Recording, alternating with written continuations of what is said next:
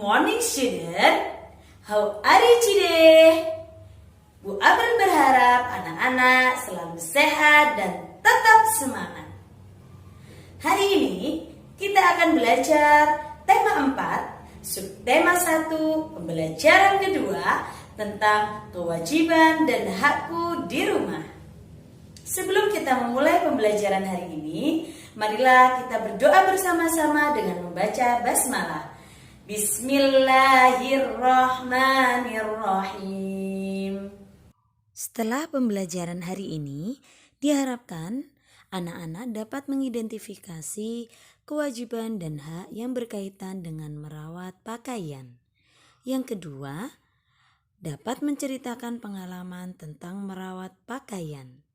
Dan yang ketiga, anak-anak dapat mengidentifikasi saran yang mungkin diberikan untuk penyelesaian masalah dengan tepat. Dan yang terakhir, menuliskan saran yang berkaitan dengan kewajiban dalam merawat pakaian. Anak-anakku, coba perhatikan gambar di samping. Kira-kira gambar tersebut gambar apa ya? Nah, betul. Gambar di samping menunjukkan gambar macam-macam keadaan alam. Gambar yang pertama menunjukkan keadaan alam ketika dingin. Gambar yang kedua menunjukkan keadaan alam ketika hujan. Dan gambar yang ketiga menunjukkan keadaan alam ketika panas. Serta gambar yang terakhir menunjukkan keadaan alam ketika malam hari. Sekarang, coba kita perhatikan pakaian yang digunakan oleh Udin, Benny, dan Siti pada 4 keadaan alam tersebut. Kira-kira sudah cocok apa belum ya? Tidak ya anak-anak, karena mereka menggunakan seragam untuk 4 keadaan alam sekaligus. Padahal untuk menghadapi 4 keadaan alam tersebut, kita harus menyesuaikan pakaian yang kita gunakan. Contohnya, ketika dalam keadaan dingin, sebaiknya kita menggunakan kain yang tebal atau jaket. Ketika musim hujan, sebaiknya kita membawa payung atau menggunakan jas hujan. Dan yang terakhir, ketika malam hari, sebaiknya kita menggunakan baju tidur. Anakku, manusia memiliki perbedaan dengan hewan. Manusia tidak memiliki bulu yang tebal atau kulit yang tebal untuk melindungi dirinya dari panas dan dingin. Oleh karena itu, manusia menggunakan kecerdasannya untuk menciptakan pakaian demi melindungi dirinya dari panas, hujan, debu, serta hewan-hewan yang akan menyerang seperti serangga, semut, dan hewan-hewan lainnya. Oleh karena itu anakku, kita harus bersyukur atas apa yang Allah berikan kepada kita semua, terutama pakaian yang berguna untuk melindungi tubuh kita. Sebagai bentuk syukur, maka kita mempunyai kewajiban untuk menjaga dan merawat pakaian yang kita punya supaya tidak cepat rusak dan kotor. Selain itu, kita juga harus menggunakan pakaian yang kita punya sesuai kebutuhan. Dan kita harus mencucinya ketika kotor. Nah, anak-anakku, adakah yang tahu apa itu kewajiban dan hak? Kewajiban adalah segala sesuatu yang harus kita lakukan. Dan hak adalah segala sesuatu yang harus kita miliki. Sekarang, marilah kita cari tahu apa saja kewajiban dan hak kita terhadap pakaian yang kita miliki. Kewajiban Siti yang pertama adalah Siti selalu mengenakan pakaian dengan hati-hati. Hak yang harus didapatkan Siti adalah pakaian melindungi tubuh Siti dari udara dingin dan panas matahari. Kewajiban yang kedua, Siti menjaga pakaiannya agar tidak cepat kotor dan rusak. Hak yang didapatkan Siti, pakaian membuat Siti merasa nyaman. Kewajiban yang ketiga, Siti mengenakan pakaian sesuai kebutuhan. Hak yang didapatkan Siti, pakaian juga dapat menjaga Siti dari gangguan serangga. Kewajiban yang keempat, Siti berpakaian sesuai kebiasaan yang berlaku di tempat tinggalnya. Hak yang didapatkan Siti, Siti memiliki pakaian untuk bermain, untuk tidur, dan seragam sekolah.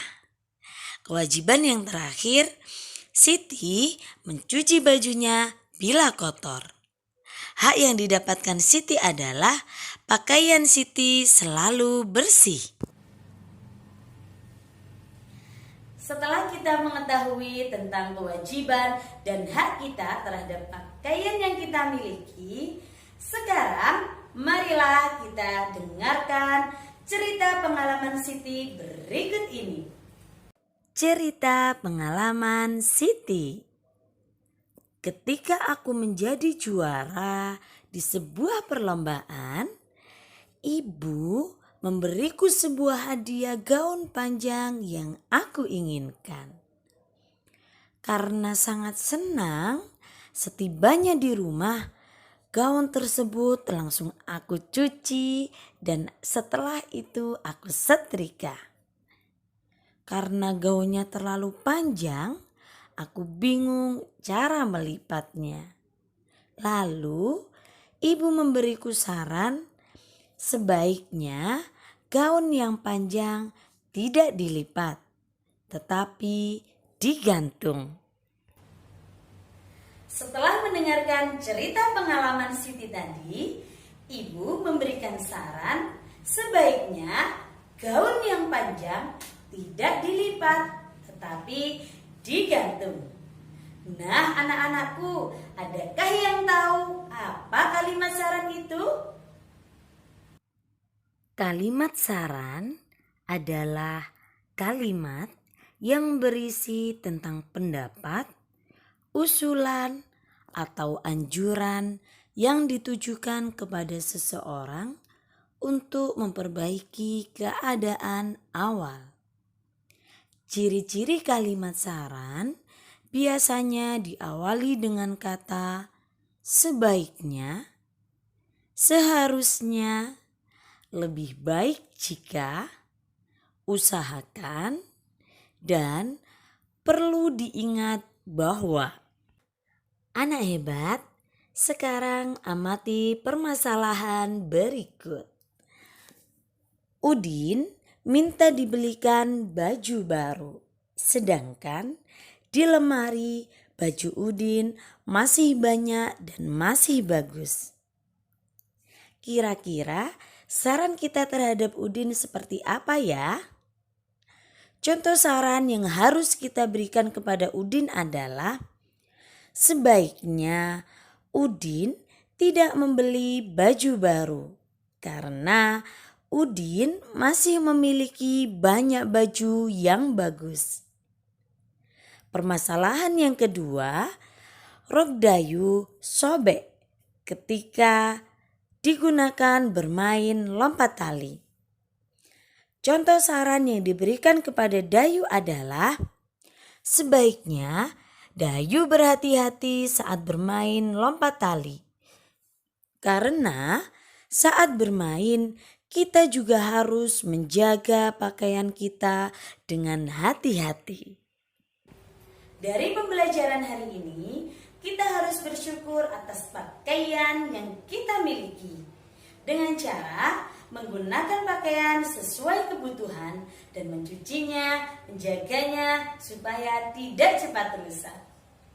Anak hebat, tugas pembelajaran hari ini adalah Tuliskan cerita pengalaman tentang merawat pakaian dari salah satu anggota keluarga. Serta tuliskan kalimat saran dari cerita tersebut. Demikian pembelajaran kita pada hari ini. Mudah-mudahan bermanfaat untuk kita semua dan mudah dipahami ya nak. Marilah kita akhiri dengan membaca hamdalah bersama-sama. Alhamdulillahirabbil alamin. Semoga kita bisa bertemu dalam keadaan yang lebih baik lagi. Wassalamualaikum warahmatullahi wabarakatuh. Anak-anak, jangan lupa ya, ingat pesan ibu. Mencuci tangan sesering mungkin menggunakan sabun. Memakai masker, jaga jarak aman minimal 1 sampai 2 meter. Dan yang terpenting, jauhi kerumunan.